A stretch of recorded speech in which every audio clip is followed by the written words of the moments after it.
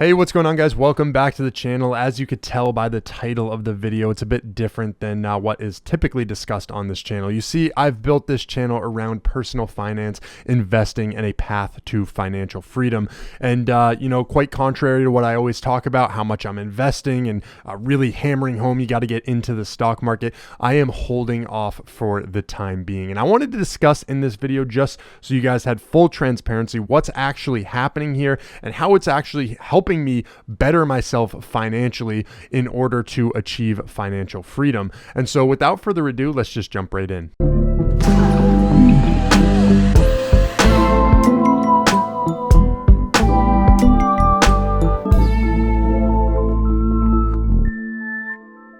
All right, listen, if you guys are brand new to this channel, you're just coming here for the first time, well, I want to say welcome. My name is Dalton. This is dlitztv, and yeah, like I said, I'm holding off on investing for probably about a month now.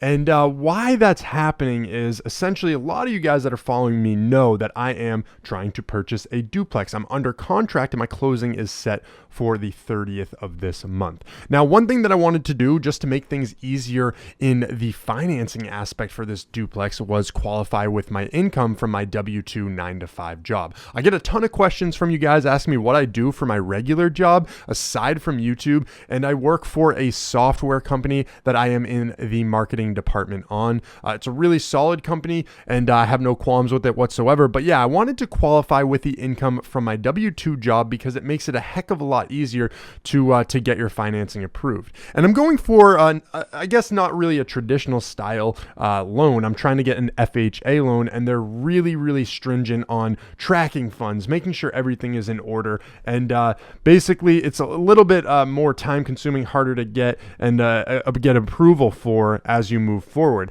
And so this is where things have started to take a bit of a turn. You see, in the past few days, I've been talking with my lender, I've been talking with my agent, insurance people, like the whole 9 yards. I've been going through everything, trying to square away as much as I possibly can. And basically what's been happening now is that I've saved a lot of money for this duplex through the dlitztv business that I run here on YouTube. And so I wanted to take a majority of that cash to be able to foster that down payment, to make that down payment and then use it for renovations on the property and anything of that matter, right? And so yes, I was able to qualify just fine with my W-2 income, but the cash that I was saving was more so in a business account that wasn't really taken into account. So the financing right now is under a magnifying glass. They're really tracking everything that I'm doing, everything that I'm spending, and they almost made me sell some of the investment accounts that I do hold because that's where I've been putting the money from my W-2 income. So right now, I don't want to put any more investments in, at least until I am cleared with the financing, probably at least until the 30th, which is my closing date, and then I can kind of hit the market hard when we get back. Now, what really sucks during this whole time period I'm in right now is my car failed inspection, and it's around $3,500 to bring it up to pass New Hampshire state inspection.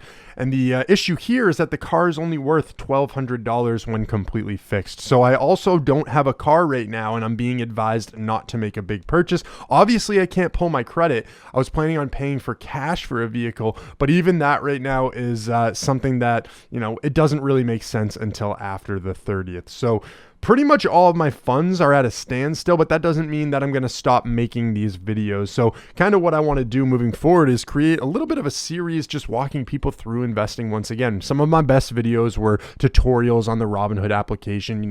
There's been a lot that's changed since I've made those tutorials. I could make new ones of that. I could talk about, beginning investor tips. I've got my sister who has never invested. She's recently turned 18 and is very interested in building her own way towards financial freedom. So perhaps getting her on the channel, walking you guys through the whole process once again, talking about some of those best tips that I have, especially when you're just starting out, because a majority of the people watching these videos are brand new investors within the past, year, 2 years. And I think that any way that I can help and any way I can encourage people to start investing, that's what makes the biggest difference. And it really puts it in perspective, right? My sister, when she starts, she's been talking to friends about investing and they've found me organically through YouTube. I think that's super cool to be able to get a message out there and really, inspire and in a way teach people how to use these platforms so that way they can invest and better their future.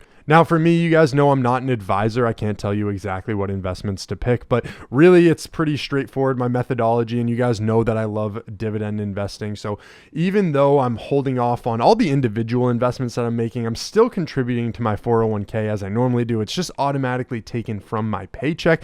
But I just wanted to show you guys real quick something within the Robinhood application that I think is pretty cool. So what I'm going to do is go ahead and open it up here.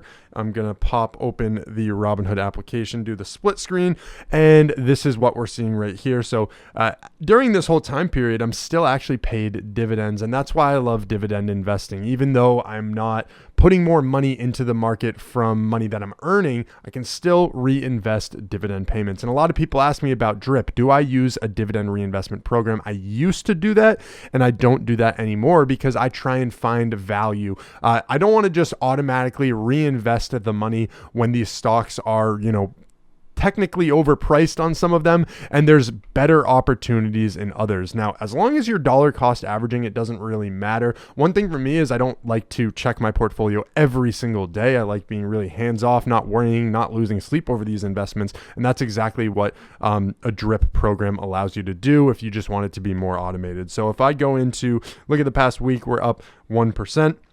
$267. 1 month, we're up $252. 3 months, $624, and 1 year, $3,735. Now, if I scroll down, you guys are going to notice, actually right in the middle of the screen, you can see my buying power is $117.97.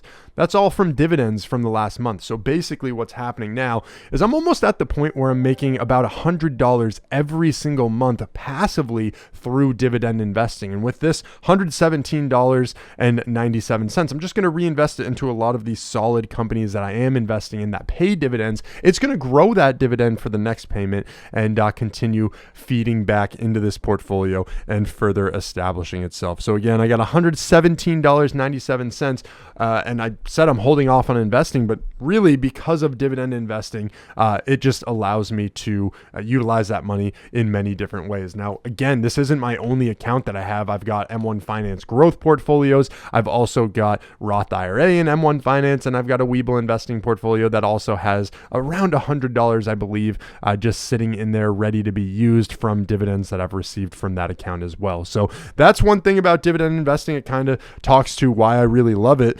Just can continue investing no matter what the circumstances are. So hopefully I don't have to sell any of those. I believe we've found a way around it. It's just tracking my money that's coming in, looking back at past tax returns. It's just this hassle that I wish I didn't have to deal with, but I'm doing all that I can to ensure that these accounts remain. I can continue sharing them, and we don't have to do anything drastic there. So anyways, guys, thank you so much for checking out this video. I know it's not a typical one here, but I just want to say I appreciate you watching this video up to this point. If you made it this far, click that like button. And yeah, so anyways, have a great day.